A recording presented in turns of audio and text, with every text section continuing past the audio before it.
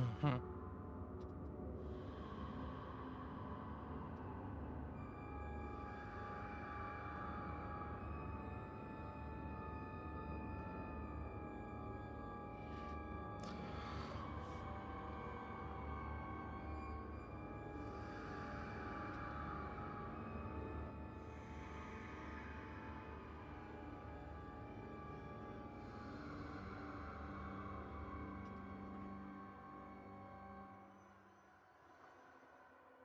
Hello, hello, hello.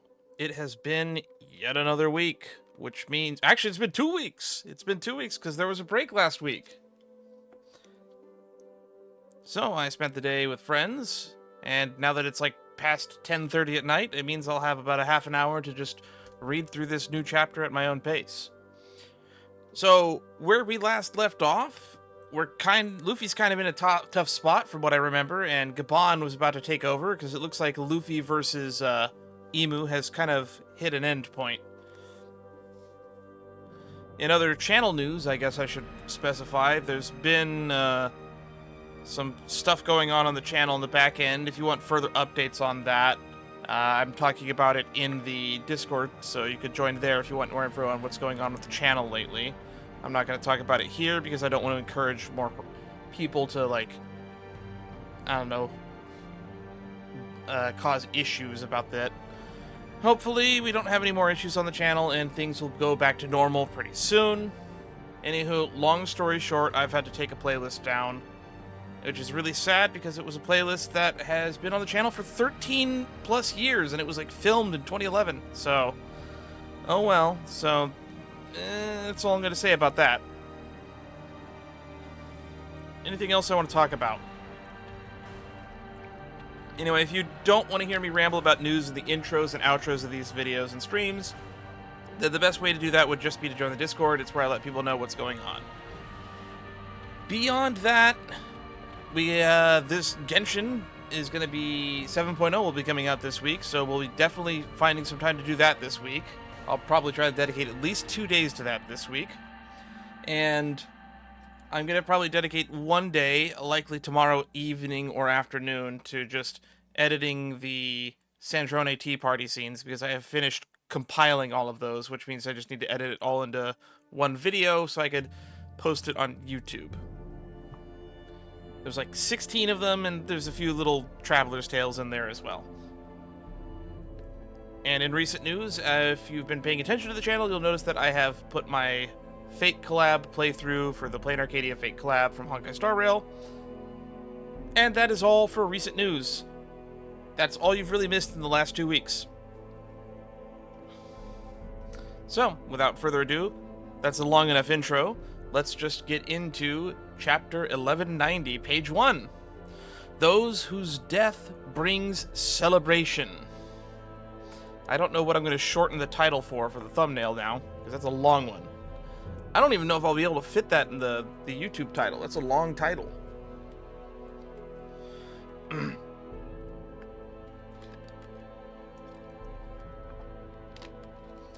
looks like we have another reader request. This time we got, I think, Shanks. Looks like it's Shanks and Luffy eating grilling fish for breakfast in a port town surrounded by cats. A request by Koedo. Okay. So, I've mentioned before on the stream that I'm not really much of a cat person. I like cats. I prefer dogs, but I don't dislike cats.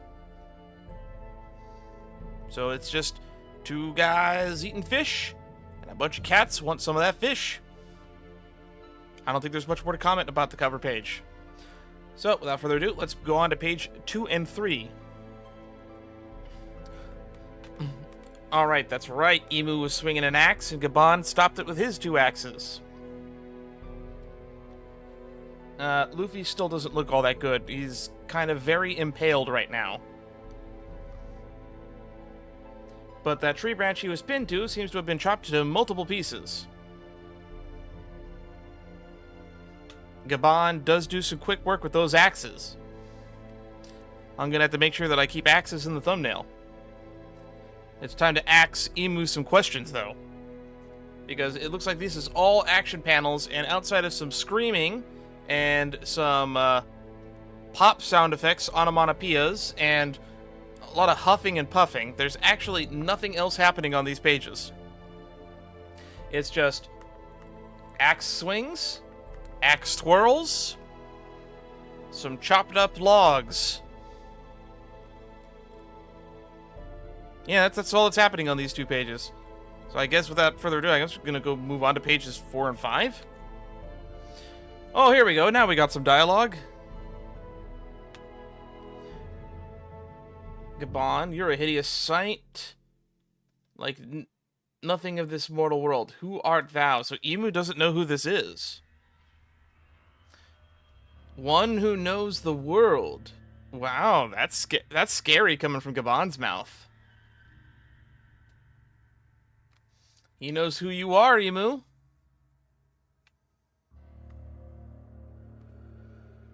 Oh, he went and just grabbed and picked up Straw Hat Luffy. That's kind of funny, all things considered. On your feet, Straw Hat Luffy.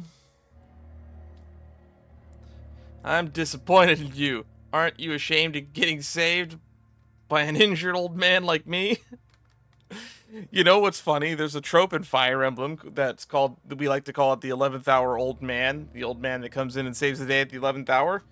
Gaban is the 11th hour old man in the Elbaf arc. Similar to how Rayleigh was the 11th hour old man all the way back at Sabaody. Your white form, Emperor of the Sea. He's pinching his jaw. Don't get full of yourself. Hey, old man, let me go. Do you want to die here? No, I'm not going to die. Let go. You were a dead man walking. It's pathetic. What happens the next time you're dead? What happens next after you're dead? I guess all the crew would die next, I would assume. If Luffy isn't alive to protect them, they're going to be cannon fodder, I would assume. It's kind of weird that we just go from Gaban fighting Emu, clashing. He drops this tidbit, oh, I know who you are. And then we immediately just ignore that and go, okay, I'm going to go pick up Luffy and tell him that he's being a dum-dum for not being able to win a fight. Gaban's scary. On that note, let's go to pages 6 and 7.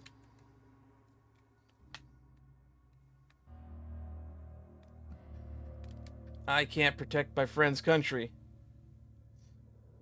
That's right, and what happens to the crew that you brought all this way? Their lives are in danger. Correct. Now listen closely. On this sea, the higher you rise, the more enemies you have. And I thought that went without saying, all things considered, Gaban. The King of the Pirates is a title whose death brings celebration. Ah, and that's how the title works into this episode. Or I guess chapter. The King of the Pirates is a title whose death brings celebration. It also brought with it a new era, in the case of Roger. I can't know what I would say about previous pirate kings before Roger, if there were any. I would assume Joy Boy was one. He was the first pirate. We don't know if he was the first pirate king, though. Because everyone else wants to sit in that seat. If you're imagining you can be king of the pirates with nothing but peace and sunshine and rainbows, save us all the trouble and go home. Man, Gaban's being real mean today. You're not cut out for this. Stay out of my way, brat. He just yeeted him. He yeeted him off the tree branch. Damn, that stupid old man talking all that trash about me. I'll show you. Alright, Gaban's do Mantis Axe style, Mantis Plum. You know what? That's actually a pretty interesting comparison for Gaban. Since he dual wields axes, comparing him to like a praying mantis would actually be a really interesting thing to take inspiration from in his attack techniques.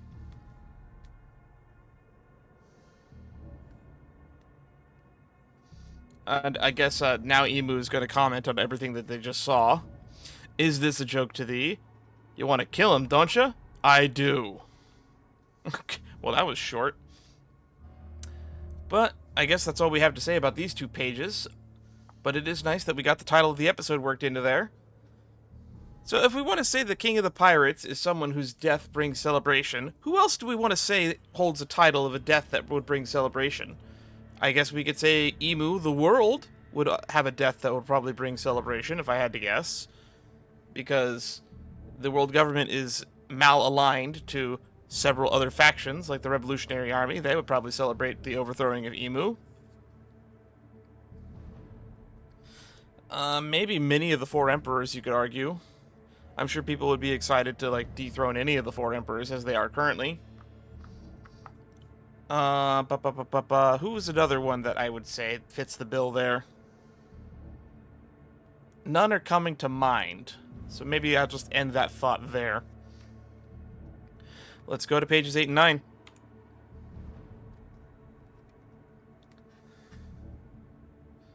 Oh my goodness, Gaban with the Joy Boy drop. Does he really remind you so much of Joy Boy? And Emu asks yet again, who art thou? Oh. Dost thou recognize Mu?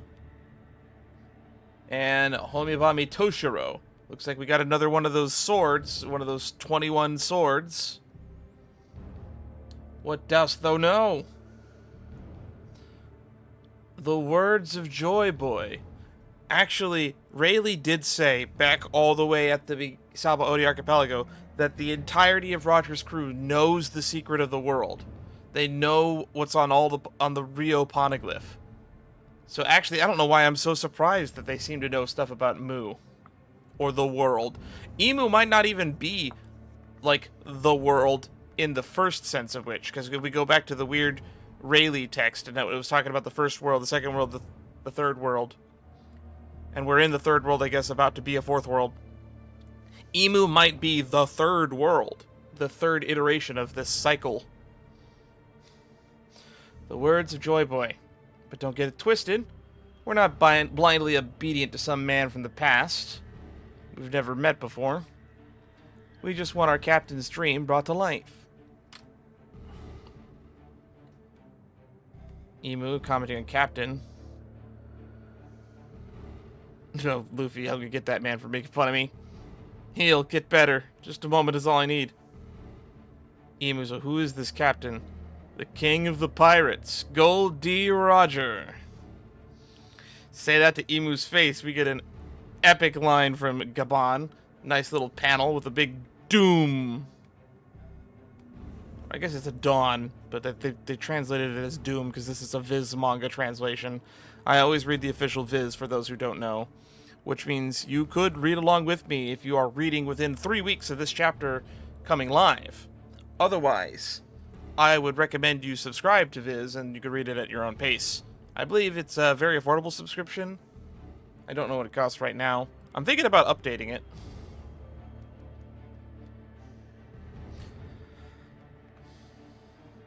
Alright, let's, I'm surprised that Emu couldn't figure out who Gaban is, just from the way he was talking and mentioning that he knows the words of Joy Boy, because that would probably narrow it down to a really narrow number of people. But then again, Emu's all sheltered up in the flower room, so we don't really know how much Emu was paying attention to current events over the last 40 years. Well, let's move on to 10 and 11. This disgusts Mu. Why is the D on the king of the pirates? Spread not that name. Oh, this is a flashback, I'm assuming. Yes, spread not that name. Yes, great one. I see, the very man who has turned this era... Oh, sorry. I see, the very man who turned this into an era of piracy. And why would the remnants of his crew protect Straw Hat Luffy? Because you're going out of your way to eliminate him. Is that not proof enough? Ooh. What is Gaban going to drop some big detail? We're going to get some big lore drops this chapter. I can already see it coming. Alright. Even if even you see him as a threat, someone will be born and eventually surpass us. We're just too early. Okay, so we're getting context for the too early line from Gold Roger. Then you're telling us that this boy's the very man we've all been waiting for. We see Gaban, we see Rayleigh, we see Crocus, we see Newgate, Odin, and Shanks. What a power panel. For those who've been watching Pork Chops, Rice, and Peaches, this is definitely my pick for a power panel when they get this far in like 3 or 4 years. I don't know when they're gonna get to... when they'll be eventually getting to Elbaf. I believe they're doing Fishman Island right now, and maybe if they're going at a pace of like maybe one arc a month, they'll probably catch up. Probably, maybe within a year, they'll catch up to current. It's a pretty decent pace. Alrighty, let's see. Luffy's still injured. Indeed, we have been foolish. Oh, Mu admits to being foolish, huh? Perhaps we have mistaken numerous mere coincidences for destiny. Let us end that now. No, you idiot. Wait, what is going on? Okay. Well, I'm excited to see what's going to happen on the next page. I could stay on this page a little bit more, but I guess we'll just take a thumbnail of it, because this will probably be what I put on the thumbnail for sure. This is definitely going to be it. Alrighty, here we go. I think we're at the climax of the chapter. Let's go to pages 12 and 13. Oh my goodness. There is one panel that is taking up 75% of these 2 pages.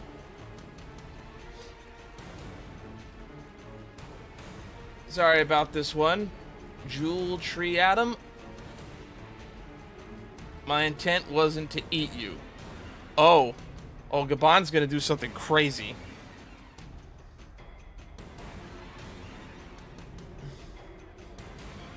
Oh, his joints. Damn these creaky joints. Sucks getting old. A friend of mine turned 33 today, and I will be turning 33 in about a month. So I'm getting there. My life is basically a third over at this point. Old jerk, I don't care if he is friends with Rayleigh. Oh. Looks like Emu's getting ready to use Stigma again. And it looks like Gaban is using an attack called Gate of God or something. Because we get a huge panel of basically Gaban as a little speck with hockey lightning coming off of him in every direction. And it looks like the hockey is coming off of him and hitting Emu. Or maybe it's Emu using Stigma and it's a bunch of black flame that's going to go and try and pierce Gaban. It's kind of hard to tell. The only real way to tell, I guess, would be to see the outcome of this attack, of whoever's attack this is, on pages 14 and 15, which might be the end of the chapter. Which I'll be really sad if it is, but as you can see the little red dot at the bottom of the screen right there, we're not all the way across. So there's probably still 4 more pages. I could be wrong, though. Time to go to 14 and 15. I see no to be continued. There's going to be a 16 and 17.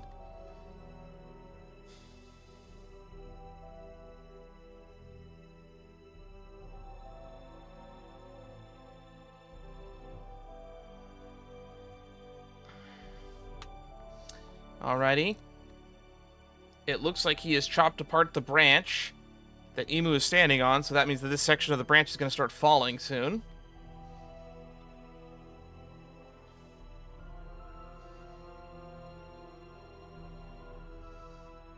Still, the Pirate King's crew, even this decrepit. Thou art so determined to believe. Yachitakaru Honbam. It looks like he's throwing out a huge torrent of slashes. Well, the question is, will it actually do any damage to Emu, though? We don't know yet. It could be doing some damage. Again, it's an action panel, so there's not really much for me to comment on here. But I wonder if Yachitakaru Honbam is like a reference to something. Because I believe his title is like the Mountain Eater, and he's like famous for completely deforesting a mountain with his axes at one point in the past. Maybe this is the technique he used to do it. Based on the impressive amount of, like, damage it's doing to the Jewel Tree Atom right now, which he did apologize for on the last 2 pages. This might actually be the technique that he used in that famous story we got about him all the way back. God, well, that was last year at this point, wasn't it? The Mountain Eater. I know people were making jokes because he's married to a giant, and that's why he's the Mountain Eater. But we were told he was the Mountain Eater because he completely deforested a mountain, and I'm going to go with that version of events. And I'm going to go with this panel as the supporting evidence for that version of the story. Alrighty, let's go on what I'm guessing are going to be the last 2 pages. Let's go to 16 and 17. Yep, there's a to be continued at the bottom of the screen. You can kind of make it out below my webcam.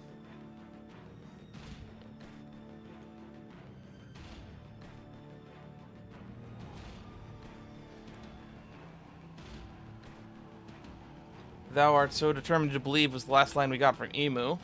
And then on this page, the next line we get from Gaban is, like you aren't. Well, this entire section of the tree is falling into the underworld, and we get a nice panel of the branches falling down. And it looks like we see them land into the forest of the underworld. The Sun World. What was that? We got to see Loki. Did everybody fall? If we're cutting to, like, Loki and where the Straw Hats are, and if we're counting this as the Sun World... I wonder what's going on here. Was that Luffy? No, it's not. There's someone else up there. Someone devastatingly strong. Huh.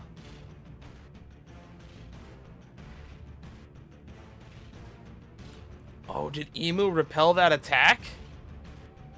Gaban's down. Is Gaban dead? That's where we end? Well, tune in next time on the next episode of One Piece, where we find out what happened to Gaban. Will he survive? Will Luffy get up? Will Gaban get pinned to a tree with 3 or 4 swords like Luffy did? I think we might see an execution next chapter. Or maybe we're going to get another flashback, because that seems to be what Oda likes to do lately. We're going to get Gaban flashback in the next chapter. That's my hot take. So yeah, look forward to that. We're in the predictions and highlights section, so let's just talk about my favorite parts of this chapter this week, as well as what I think is going to happen next week. So going off of this ending, we can't end it on this cliffhanger. It's ending with Luffy going, "Old man?" ? We gotta find out if Gaban's alive, for sure, next chapter. If we cut away without finding out the answer to at least that much, I'm gonna be very upset. Visibly upset. And I might go on a 5-minute rant about it next week. Anywho, beyond that, let's see. We got a lot of good power panels this chapter. Yachitakaru Hanabami. That's gonna be like a signature technique. And then we have Emu holding 2 weapons crossed at this point, apparently blocking it or striking back and hitting Gaban. Because by the time the dust settles, we have Gaban on the ground, but we don't actually see Emu here. So, could have Gaban have just taken himself out?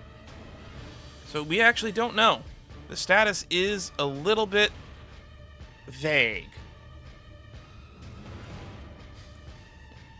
We see this Gate of God attack, whatever this is, which separates the tree. On hindsight, I think that so we can see the lightning on pages 12 and 13 is separating the tree, so maybe this is Gaban's technique. Right before he can get hit with Stigmata.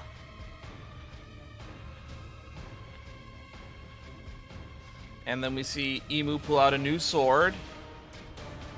Wait, Honebami Toshiro. Ah. So that's Emu going... So Yachitakaru is what Gaban is doing, and Honebami is what Emu is doing. And then we don't see the effects till later. That makes a lot more sense. So Honebami Toshiro is going to be the new sword name that we have. And personally, I think it might be a good idea for us to find out what that is. So quickly, let's zoom out. Hone Bami. See what comes up. Onibami Toshiro. Miroslava Onibami from Kakegurui. There's a character from Kakegurui. That can't be it.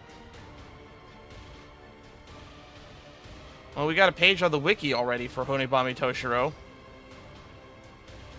Onibami Toshiro is a katana that once belonged to the ancestor of the world nobles. At the founding of the world government, it was planted alongside the other 18 weapons, yada yada yada. Give me some etymology. The sword is named after Onibami Toshiro, literally means bone eater, made by Toshiro, a Japanese Kamakara period blade attributed to the famed smith Toshiro Awadaguchi Yoshimitsu. Originally forged as a naginata and later reworked into a wakizashi, today is held at an important cultural property by Kyoto's Toyokuni Shrine. The sword gained its name from the folklore surrounding it. Per different accounts, the Honebami was easily set to sever or crush the bones or by devouring them. So it's a bone eater blade. It's a famous bone eater blade. That is indeed a title.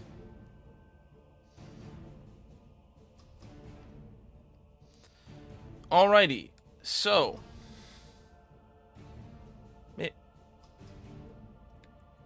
we got that power panel that I pointed out on 10 and 11 as well. That's really going to be iconic. We get another sword, the Honebami Toshiro. And this is basically Gaban's last hurrah. He was already injured at the start of this fight. He managed to do a lot of damage. We haven't seen if any of the damage he did to Emu is going to stick, and we still haven't seen the fate of Emu. So next week is going to be the actual exciting part of this, so I'm looking forward to seeing what happens next. And if you would like to be there, then Twitch TV/Sheet Streams is where we do these live. If you watch these on YouTube and you're reading along within the next 3 weeks, I appreciate it. But feel free to stop in when I'm live and say hi. Or maybe you can tell me things that I would like to focus on in the chapter that I might have missed on my first read-through. In the meantime, I'm going to get ready to get this all up on YouTube in a relatively decent amount of time, because I would like to have this out so that I would have nothing else to do tomorrow other than edit my other content that I need to get edited on the channel. So until then, look forward to that.